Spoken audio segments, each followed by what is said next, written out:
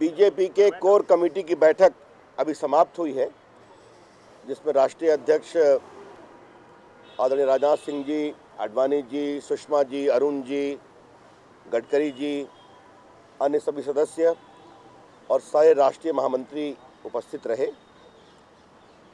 इस बैठक में 1, 2, 3 को बीजेपी की राष्ट्रीय कार्यकारिणी और नए राष्ट्रीय परिषद की बैठक, जिसमें राष्ट्रीय अध्यक्ष राजनाथ जी के चुनाव के बारे में जो वैधानिक औपचारिकता है उसको पूरा करने के संबंधी सारी तैयारियों पर भी चर्चा हुई।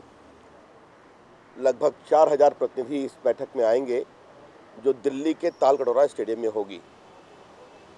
उसकी बाकी सारे नीतिगत विषय, तैयारी के विषय में चर्चा हुई। कल बीजेपी की पार्लियामेंट्री पार्टी की बैठक है, जो आज की बैठक में भी इस सरकार का जो भ्रष्टाचार के नए नए आयाम सामने आ रहे हैं, उसके बारे में अपनी पूरी रणनीति को हम फाइनलाइज करेंगे।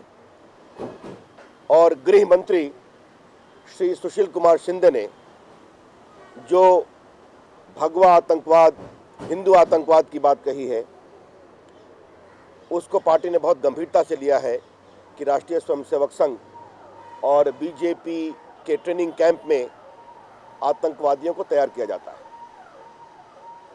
इसके बारे में भी हमारी रणनीति पर कल के अपने पार्टी के पार्लियामेंट्री पार्टी के एग्जीक्यूटिव कमेटी की बैठक में हम निर्णय करेंगे। 20 तारीख को श्री शिंदे के बयान के खिलाफ पार्टी की ओर से दिल्ली में एक बड़ा विरोध मार्च भी निकाला जा रहा है, जिसकी तैयारियों की भी चर्चा हुई। इसके अलावे बीजेपी की इस महत्वपूर्ण बैठक में प्रेस काउंसिल के अध्यक्ष जस्टिस मार्कंडे काटजू की टिप्पणियों को बहुत ही गंभीरता से लिया गया है। बीजेपी का दृष्टिकोण, जिसको अरुण जेटली जी ने प्रस्तुत किया, बहुत ही स्पष्ट है।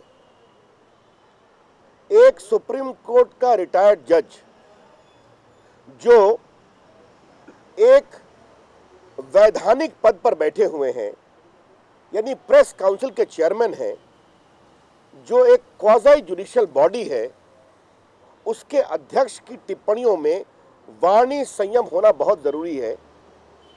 और वो किसी राजनीतिक दल या राजनीतिक विचार या राजनीतिक नेता के पक्ष या विपक्ष में अपनी टिप्पणियां नहीं कर सकता।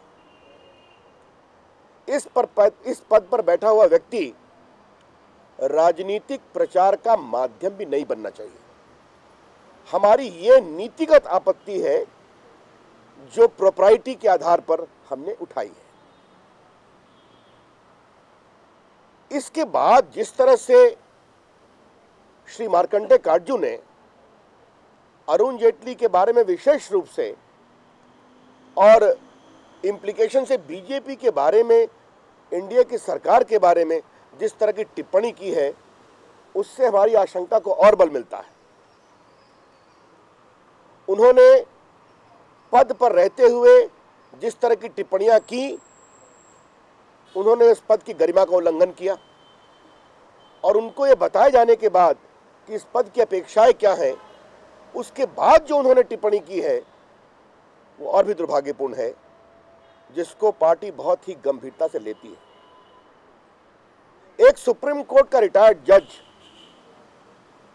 जो एक वैधानिक पद पर बैठा हुआ है, जिनका काम है प्रेस काउंसिल में किसी शिकायत पर न्यायिक रूप से फैसला करना, ये कैसे देश से अपील कर सकता है कि नरेंद्र मोदी के बारे में सोचते हो तो 1933 के जर्मनी को याद करो। ये बहुत ही गंभीर विषय है। ये बिल्कुल ही पॉलिटिकल स्टैंड है। राज्यों के विकास के पैमाने क्या हैं, इस पर किसी सरकार को सर्टिफिकेट देना, किसी का विरोध करना, यह प्रेस काउंसिल के चेयरमैन का क्षेत्राधिकार नहीं बनता है। और हम फिर कहना चाहेंगे, श्रीमान मार्कंडे काटजू जी कांग्रेस के महान भ्रष्टाचार के मामले में खामोश रहते हैं, तो नीतिगत रूप से उन्हें इन विषयों पर नहीं बोलना चाहिए। और अगर उनको बोलने की बहुत इच्छा है तो वो इस्तीफा दे दे, बिल्कुल आए, हम स्वागत करते हैं, इलेक्शन लड़ें, अपनी बात कहें, लेकिन जब तक इस पद पर हैं तब तक वो इस पद की गरिमा के साथ समझौता नहीं कर सकते। और हमें ये बात बहुत पीड़ा है कि उन्होंने जिस तरह की टिप्पणियां की हैं इस पद पर रहते हुए, लेख लिखे हैं नरेंद्र मोदी के खिलाफ, गैर कांग्रेसी राज्य सरकारों के खिलाफ और एक प्रकार से भाजपा के खिलाफ, जो उनका बार बार उनकी टिप्पणियों से पूर्वाग्रहग्रस्त होकर जो टिप्पणियां हो रही हैं, ये बहुत ही दुर्भाग्यपूर्ण है। तो उन्होंने बार बार इस पद की गरिमा का उल्लंघन किया है और कर रहे हैं। इस विषय को भी संसद में अपने तरीके से उठाया जाएगा, लेकिन उन्होंने जो बात की टिप्पणियां की हैं उसे पार्टी ने बहुत ही गंभीरता से लिया है और पार्टी उसका पूरा प्रतिकार करती है। Thank you.